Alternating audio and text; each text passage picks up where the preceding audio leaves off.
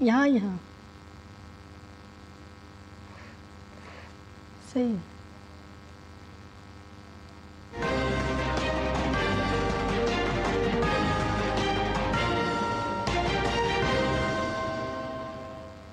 आदाब, खबरनामे में आपका खैर मकदम है। मैं हूं सबिया खान। सबसे पहले अहम खबरों की सुर्खियां। पाकिस्तान ने रात गए लाइन ऑफ कंट्रोल पर एक बार फिर की फायरिंग। भारतीय मुसल्लह फौज ने दिया मुंह तोड़ जवाब। फजाइया ने शाहजहांपुर में गंगा एक्सप्रेस वे पर की टेक ऑफ और लैंडिंग की मशक।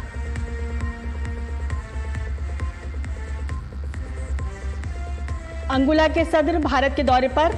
आज वज़ीर आज़म नरेंद्र मोदी के साथ होगी दो तरफा बातचीत। इस दौरान कई मुआहदों पर किए जाएंगे दस्तखत।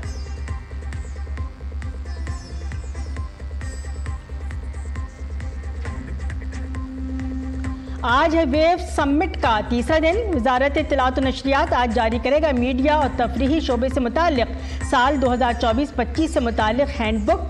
कम्युनिटी रेडियो पर भी कौमी कॉन्फ्रेंस का किया जाएगा इनेकाद।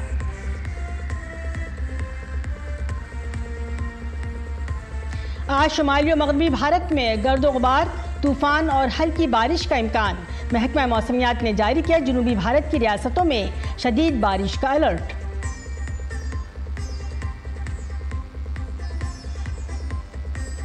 और ऑस्ट्रेलिया में आम इंतखाबात के लिए वोटिंग जारी।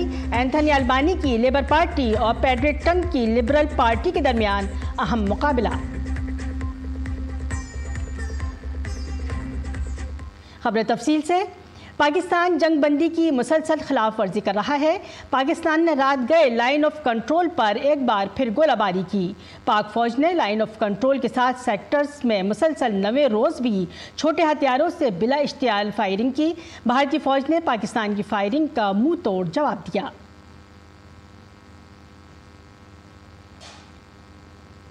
भारत ने पाकिस्तान के वज़ीर इत्तलात और नशरियात अताउल्लाह तार का भारत में एक्स अकाउंट ब्लॉक कर दिया है। इससे कबल भारत ने पाकिस्तान के वज़ीर आज़म शहबाज शरीफ के ऑफिशियल यूट्यूब चैनल को भारत में ब्लॉक कर दिया था। हुकूमत ने न सिर्फ सियासतदानों के खिलाफ कार्रवाई की है बल्कि पाकिस्तानी खिलाड़ियों, सोशल मीडिया पर असरअंदाज होने वालों और न्यूज़ चैनल्स के अकाउंट्स पर भी कार्रवाई की है और ये कार्रवाई जारी है। वज़ीर आज़म नरेंद्र मोदी आज नई दिल्ली में अंगोला के सदर जुआ मैनुअल कॉन्क्लेव्स लोरेनो के साथ वफ्द सतह पर बातचीत करेंगे। मुज़ाकरात के बाद दोनों ममालिक के दरमियान मुख्तलिफ शोबों में दो तरफ़ा ताउन को फ़रोग़ देने के लिए मुतअद्दिद मुआहदों पर दस्तखत किए जाने की तवक्को है। अंगोला के सदर भारत के 3 रोज़ा सरकारी दौरे पर कल नई दिल्ली पहुँचे। एक आला सतही वफ्द भी उनके हमरा है। सदर लोरेंको का आज राष्ट्रपति भवन के सहन में एक रस्मी इस्तकबाल किया जाएगा। वो सदर द्रौपदी मुर्मू के साथ मुख्तलिफ मसाइल पर तबादला ख्याल करेंगे। अंगोला के सदर 38 साल बाद भारत का दौरा कर रहे हैं। ये दौरा एक ऐसे वक्त में हुआ है जब भारत और अंगोला इस साल सिफारती ताल्लुकात के क़याम की 40वीं सालगिरह मना रहे हैं। कल सदर लोरेंको नई दिल्ली में एक कारोबारी तकरीब में शिरकत करेंगे जिसका मकसद दोनों ममालिक के दरमियान सरमायाकारी और तिजारती ताल्लुकात को फ़रोग़ देना है।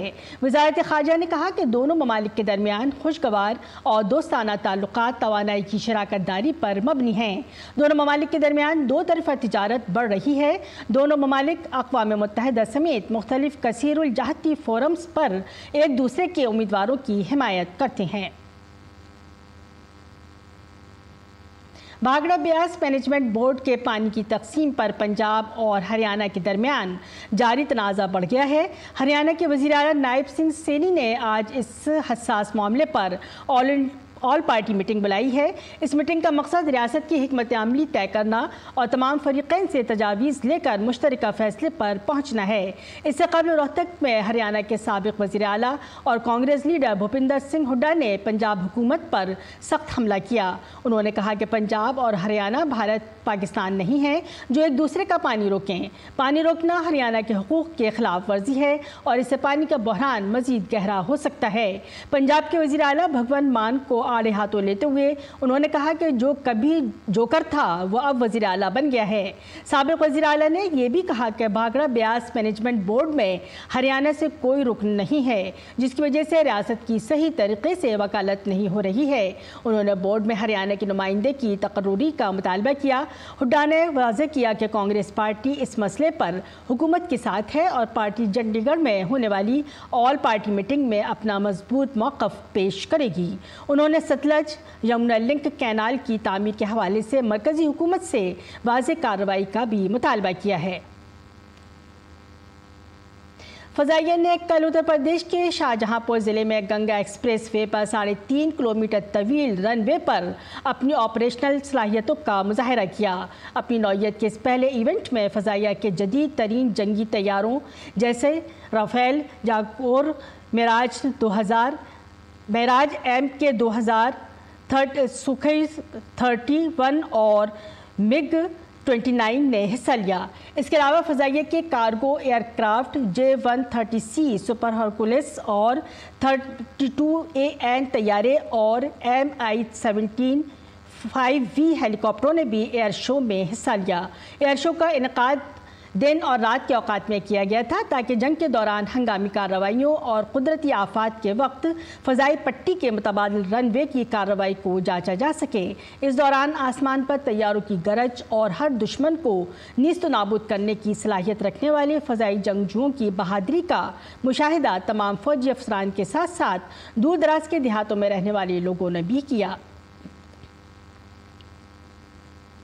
आज मुंबई में मुनक़िद होने वाली आलमी मीडिया डायलॉग समिट वेव्स का तीसरा दिन है।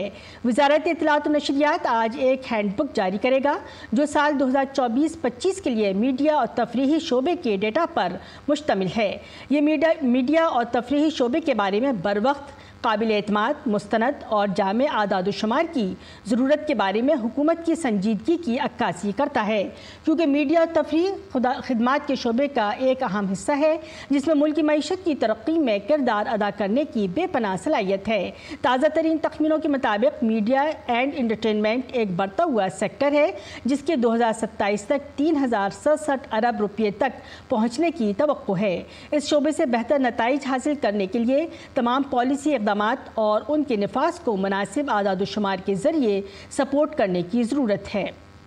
कम्युनिटी रेडियो पर एक कौमी कॉन्फ्रेंस आज मुंबई में world audio visual and entertainment summit यानी वेव्स 2025 के तीसरे दिन मुनक़िद होगी। इसमें ताज़ा तरीन रुझानात, पॉलिसियों और प्रोग्रामों पर तबादला ख्याल किया जाएगा। इसका मकसद लोगों को बाख्तियार बनाना और मकामी कम्युनिटी के साथ ज़्यादा मौसर तरीक़े से मुंसलिक होने की उनकी सलाहियत को बढ़ाना है। ये कम्युनिटी रेडियो स्टेशनों को एक दूसरे के साथ जोड़ने, सीखने और बेहतरीन तरीक़ों का इश्तराक करने के लिए एक प्लेटफॉर्म भी फराहम करेगा। ये प्रोग्राम इत्तलात और नशरियात की वजारत ने Indian institute of mass communication के ताउन से मुनक़िद किया है। जहाँ ख़यालात का तबादला होता है, जहाँ तब्दीली की लहरें उठती हैं, तख्लीक़ी सलाहियतों और करिश्मों का नज़ारा किया जाता है। यही है वेव्स 2025 की पहचान। वेव समिट के दूसरे रोज़ भी कई सेशंस में एंटरटेनमेंट और सिनेमा की दुनिया पर दिलचस्प गुफ्तगू हुई। फिल्म अदाकार आमिर खान ने यहाँ तक कह दिया कि उनके 36 साल कैरियर में किसी हुकूमत ने इतना काम नहीं किया जितना मोदी हुकूमत ने किया है। आइए जानते हैं इसकी तफसील। मुंबई में मुनक़िद होने वाली वेव समिट 2025 के बारे में हिंदुस्तान के साथ साथ मुल्क में भी बहस हो रही है। सरबराही इजलास के दूसरे दिन का इफ्तिताई इजलास, इसका आगाज़ मुस्तक़बिल के स्टूडियो के उन्वान से हुआ। हिंदुस्तान को वर्ल्ड स्टूडियो के नक्शे पर रखना, जिसमें फिल्म नक्काद मयंक शेखर मॉडरेटर थे। उन्होंने सेशन के दौरान अदाकार आमिर खान, फिल्म साज दिनेश विजन, रितेश सधवानी, PVR INOX के बानी अजय बिजली, अमेरिकी फिल्म साज चार्ल्स रोवेन से बातचीत की। जबकि अगले सेशन सिनेमा दी सॉफ्ट पावर में फिल्मसाज किरण जौहर मॉडरेटर थे। उन्होंने अदाकारा करीना कपूर और तेलुगु फिल्म अदाकार विजय देवरागोंडा के साथ बातचीत की। फिल्म इंडस्ट्री के मारूफ अदाकार आमिर खान और करीना कपूर ने वज़ीर आज़म नरेंद्र मोदी और वेव्स की तारीफ की। आमिर खान ने कहा कि मौजूदा मोदी हुकूमत हिंदुस्तानी सिनेमा की तरक्की के लिए तारीखी काम कर रही है। I've been around for almost now 35 years. And in these 35 years, I have not seen any government, and there have been a number of governments, who has ever thought about us. So this is the first time that any government has applied their mind and their emotions and said, "Ki yaar, let's do something in media and entertainment." I think with the support of the government and the I&B Ministry and our Prime Minister Shri Narendra Modi ji, I think India today stands as one of the biggest superpowers.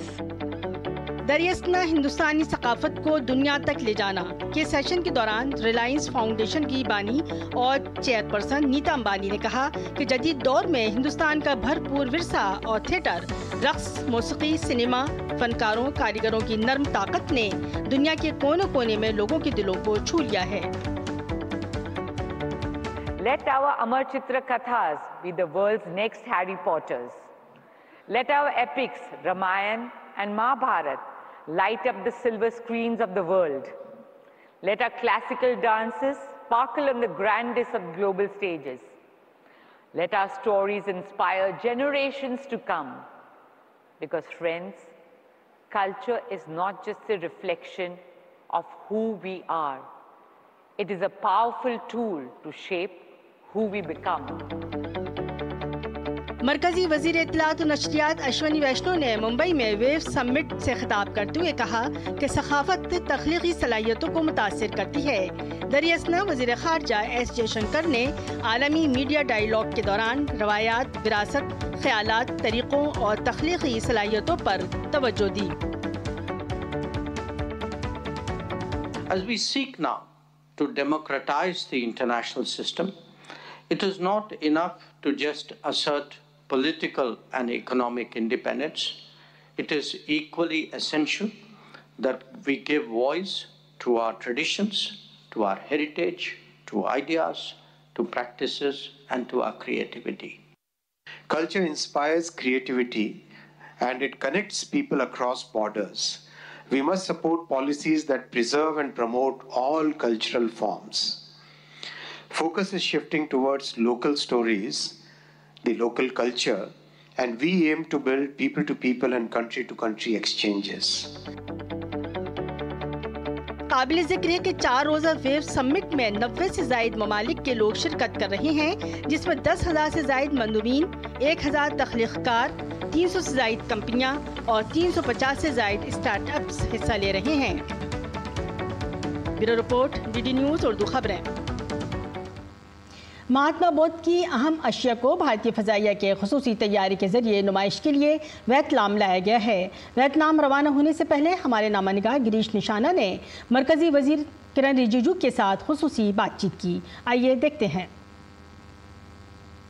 भगवान बुद्ध के अवशेष Vietnam में प्रदर्शित किए जाएंगे, किस तरह की रहेगी ये यात्रा, इस पर ज़्यादा बात करने के लिए हमारे साथ मौजूद हैं केंद्रीय मंत्री किरण रिजिजू साहब। सर, किस तरह की ये प्रदर्शनी होगी?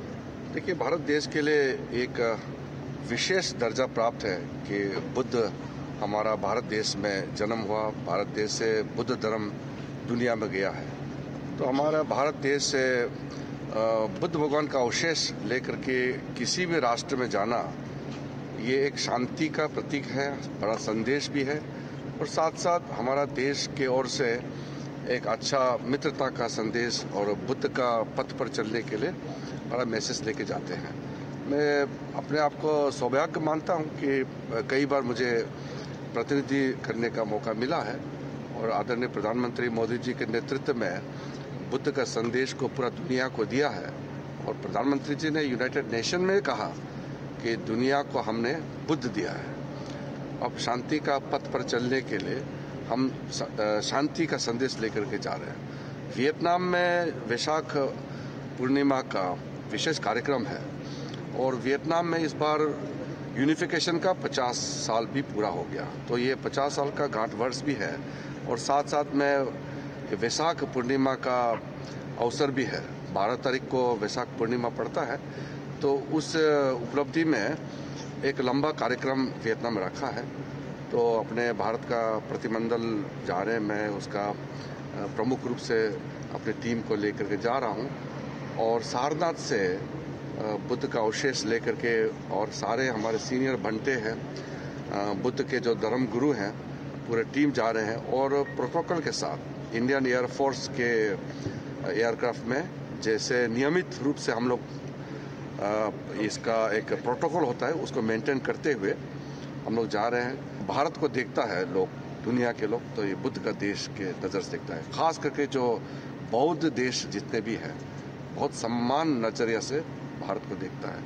मैं फिर से वियतनाम जा रहा हूँ तो अपने आप को बहुत ही भाग्यवान मानता हूँ कि पवित्र अवशेष के साथ जा रहा हूँ। तो ये थे किरण रिजिजू साहब जो बता रहे थे किस तरह से दुनिया भारत को सम्मान की दृष्टि से देखती है। कैमरामैन वाई के लोकनाथ के साथ गिरीश निशाना, DD न्यूज़, गाजियाबाद। महकमा मौसमियात के मुताबिक आज शुमाली और मगरबी भारत में धूल भरी आंधी और हल्की बारिश का इम्कान है। वहीं जनूबी हिंद की रियासतों में शदीद बारिशों का अलर्ट जारी कर दिया गया है। महकमा मौसमियात के मुताबिक दिल्ली NCR में आज भी धूल भरी आंधी और हल्की बारिश का इम्कान है। काबिल ज़िक्र है कि महकमा मौसमियात ने दिल्ली के लिए येलो अलर्ट भी जारी किया है।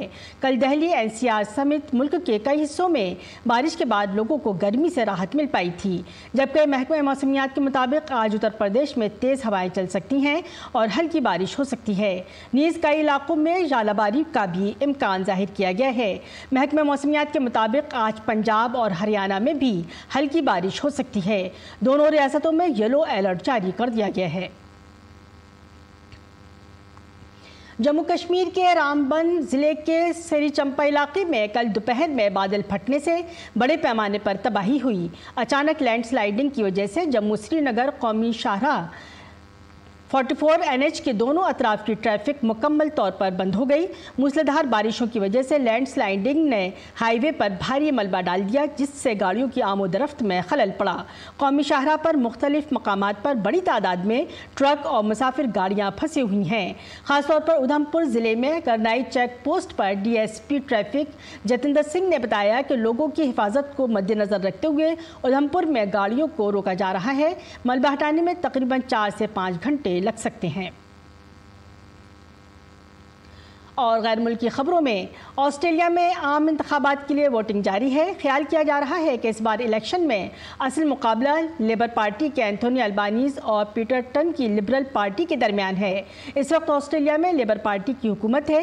इंतखाबात में वज़ीर-ए-आज़म एंथोनी अल्बानी की हुकूमत दूसरी 3 साल की मुद्दत के लिए कोशिश करेगी।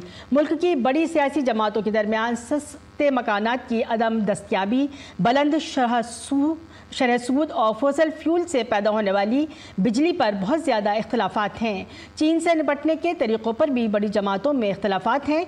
ऐसे में अपोजिशन लीडर पीटर टन ने कई मसाइल पर PM अल्बानी को घेर लिया है, लेकिन अगर सर्वे पर यकीन करें तो इस बार भी बराह रास्त झुकाव लेबर पार्टी की तरफ है।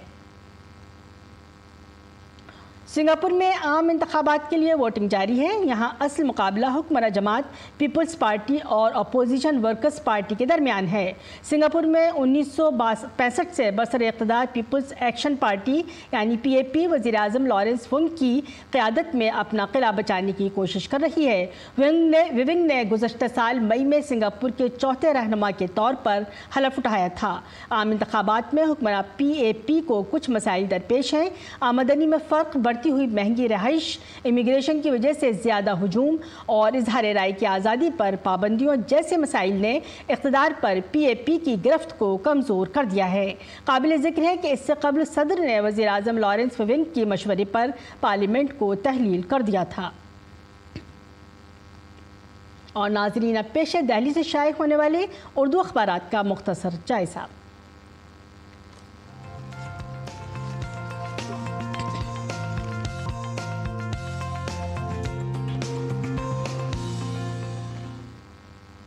सबसे पहले जायज़ा लेंगे दिल्ली से शायर रोज़नामा राष्ट्रीय सहारा के सफ़े अव्वल का, जिसने अपनी अहम खबर की सुर्खी इस तरह बनाई है।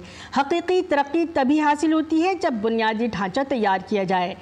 सुरूर की मौजूदगी कई लोगों की नींद उड़ा देगी। वज़ीर-ए-आज़म मोदी के हाथों केरला में बंदरगाह का इफ्तिताह, अपोजिशन पर तंज, अडानी की तारीफ। वहीं मज़कूर अखबार की बैनुल-अक़वामी खबरों पर नज़र डालेंगे। अहम खबर की सुर्खी इस तरह है। ट्रंप ने कौमी सलामती मुशीर को बरतरफ कर दिया। वज़ीर ख़ारजा मार्को रूबियो को आर्जी तौर पर कौमी सलामती के मुशीर का इजाफी चार्ज दिया। दूसरी अहम खबर की सुर्खी इस तरह है। मकबूजा बैतुल मुक़द्दस के अतराफ बसाई नाजायज़ यहूदी बस्तियों को खौफनाक आग ने घेर लिया। इसराइली तारीख़ की सबसे बड़ी आग लगाने के इल्ज़ाम में 18 अफराद को गिरफ्तार। और एक और अहम खबर की सुर्खी इस तरह है। इसराइल का शाम के सदर की रिहाइशगाह के करीब फ़ज़ाई हमला, 2 रोज़ द्रोज़ अक़लियतों को तहफ़्फ़ुज़ देने में नाकामी पर शाम पर मज़ीद हमलों की दी धमकी। जायज़ा लेंगे रोज़नामा इनकलाब का, जिसने अहम खबर की सुर्खी इस तरह लगाई है। पहलगाम हमले की साजिश में पाकिस्तान की खुफिया एजेंसी मुलव्वस। NIA ने दहशत गर्दाना हमले की इब्तिदाई जांच रिपोर्ट में पाकिस्तान को बेनकाब किया। हमले को अंजाम देने में 3 पाकिस्तानी दहशत गर्द भी शामिल। हमला आवरों को कश्मीर से बाहिफाजत निकालने की कोशिश। वहीं बिलावल भुट्टो ने भी कुछ कहा है, उसको इस तरह देखते हैं। बिलावल भुट्टो ने भी पाकिस्तान के झूठ को बेनकाब कर दिया, कहा दहशत गर्दी को परवान चढ़ाया। तो नाजरीन, ये था उर्दू अखबारात का मुख्तसर जायज़ा। इसके साथ ही बढ़ेंगे खेल की खबरों की तरफ। IPL की क्रिकेट में आज रॉयल चैलेंजर्स बेंगलोर का मुकाबला चेन्नई सुपर किंग्स से होगा। ये मैच आज शाम बेंगलोर के एम चन्नास्वामी स्टेडियम में खेला जाएगा। दोनों टीमें रवां सीज़न में दूसरी बार आमने सामने होंगी। आखिरी मैच में RCB ने CSK को उसके होम ग्राउंड पर 50 रन से शिकस्त दी थी। RCB पॉइंट्स टेबल में 14 पॉइंट्स के साथ तीसरे नंबर पर है। टीम आज का मैच जीतकर टॉप पर आएगी और प्लेऑफ के लिए क्वालिफाई करने के करीब पहुँच जाएगी। दरअसल CSK 4 पॉइंट्स के साथ 10वें मकाम पर है और प्ले ऑफ की दौड़ से बाहर है। कल IPL क्रिकेट में गुजरात टाइटंस ने सनराइजर्स हैदराबाद को 38 रन से शिकस्त दी। जीत के लिए 225 रन का निशाना सनराइजर्स हैदराबाद ने मुकर्ररा 20 ओवर में 6 विकेट पर 186 रन बनाकर हासिल किया। अहमदाबाद के नरेंद्र मोदी स्टेडियम में पहले बल्लेबाजी करने आई गुजरात टाइटंस ने 20 ओवर्स में 6 विकेटों पर 224 रन बनाए। गुजरात टाइटंस के प्रसिद्ध कृष्णा को सिर्फ 19 रन के एवज 2 विकेटें लेने पर मैन ऑफ द मैच करार दिया गया। और अब पेश है मौसम का हाल।